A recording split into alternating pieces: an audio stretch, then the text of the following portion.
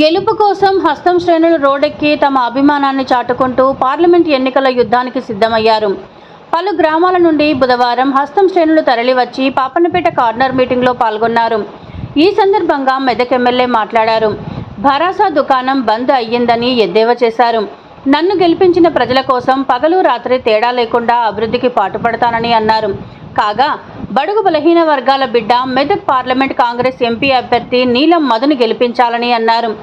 August 15వ తేదీ వరకు 2 లక్షల రుణమాఫీ చేస్తామన్నారు. మండలంలోని పలు గ్రామాల భరాసా నాయకులు భారీ సంఖ్యలో తమ పార్టీకి రాజీనామా చేసి హస్తం గూటికి చేరారు. పార్టీ మండల అధ్యక్షుడు గోవింద్ నాయక్ వారికి కండువా కప్పి పార్టీలోకి ఆహ్వానించారు. ఇందులో భాగంగా డీసీసీ అధికార ప్రతినిధి శ్రీకాంతప్ప, పార్టీ మండల అధ్యక్షుడు గోవింద్ నాయక్, కిసాన్ సెల్ జిల్లా అధ్యక్షుడు ఎల్లాపూర్ సర్పంచ్ పద్ధతి ప్రభాకర్ రెడ్డి, పాపన్నపేట ఎంపీటీసీ ఆకుల శ్రీనివాస్, కోఆప్షన్ గౌస్ నాయకులు చౌదరి సుప్రభాతరావు, ప్రశాంత్ రెడ్డి, నిటలాక్షప్ప, మాజీ జెడ్పీటీసీ మల్లప్ప, కలీం, శ్రీకాంత్ రెడ్డి, నరేందర్ గౌడ్, భరత్ గౌడ్ తదితరులు పాల్గొన్నారు. అయితే మన అభ్యర్థి, మన కాంగ్రెస్ పార్టీ అభ్యర్థి ఒక బడుగు బలహీన వర్గాల బిడ్డ, నిత్యం కూడా ప్రజలలో ఉండి కష్టపడే వ్యక్తి, మనందరి కష్ట సుఖాలు కూడా తెలిసిన వ్యక్తి. కాబట్టి మీ అందరూ కూడా చెయ్యి గుర్తుకు ఓటేసి కాంగ్రెస్ పార్టీని భారీ మెజారిటీతో గెలిపించాలని చెప్పి కోరుతా ఉన్నా. జై కాంగ్రెస్, జై కాంగ్రెస్. తమ్ముడు ఒక్క నిమిషం అన్న, అందరు కూడా క్షేమంగా మెల్లిగా ఇంటికి చేరుకోవాలని చెప్పి కోరుతూ తొందరపాటు పడవద్దు, కార్యకర్తలందరూ పాటించి మెల్లిగా వెళ్ళాలని చెప్పి కాంగ్రెస్ పార్టీ తరఫున మీ అందరూ ప్రభుత్వం రాజ్యం మన ఇంద్రమ్మ రాజ్యము అని చెప్పి తెలియజేసుకుంటా ఉన్నాం. కాబట్టి ఇలా ఒకటే చెప్తా ఉన్నా, ఏడికి పోయినా టిఆర్ఎస్ పార్టీ అనేది ఖతం అయిపోతుంది, ఖాళీ అయిపోతుంది, దాని ఖేల్ ఖతం, దుకాన్ బంద్ అయిపోయింది అని తెలియజేసుకుంటా ఉన్నా. ఇవాళ నేను నిన్న మొన్న కూడా చెప్పడం జరిగింది. ఇవాళ ఈ మెదక్ వచ్చి పెద్ద మాటలు మాట్లాడుతూ, ఈడికొచ్చి పెద్ద మాటలు మాట్లాడు కాదు బిడ్డ. మీ సిద్దిపేట ఓట్లు వస్తలేవు, గజ్వేల్ ఓట్లు వస్తలేవు, సిరిసిల్లలో ఓట్లు వస్తలేవు. ఇలా దుకాణాలన్నీ బంద్ అయిపోయినాయి. వీళ్ళకి మెంటల్ ఎక్కి పిచ్చెక్కి వాళ్ళు ఏం మాట్లాడుతారో వాళ్ళకు కూడా అర్థమైతలేదు.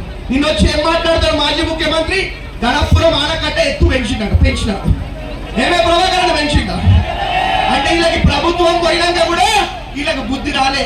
ఇంకా గవ్వే పనికిరాని మాటలు, గవ్వే పచ్చి అబద్ధాలు ఆడుతా ఉన్నారు అని చెప్పి తెలియజేసుకుంటా ఉన్నా. ఇక ఇంకో పార్టీ విషయం మీకు తెలుసు, మనకు ఎవరు పోటీ లేరు, మనకు మనమే పోటీ.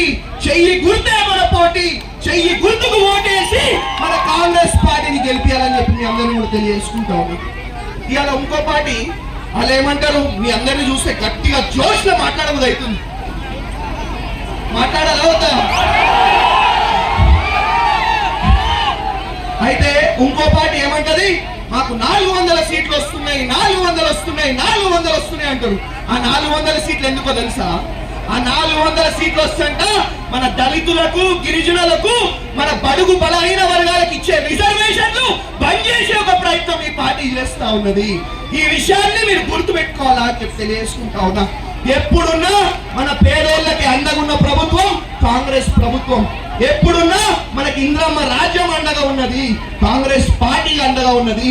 మన అభిమాన నాయకుడు మైనంపల్లి హనుమంతరావు గారు అండగా ఉన్నారు అని చెప్పి తెలియజేసుకుంటా ఉన్నాం. కాబట్టి మీ అందరినీ కూడా తల్లి మీరేం ఆగం కావద్దు.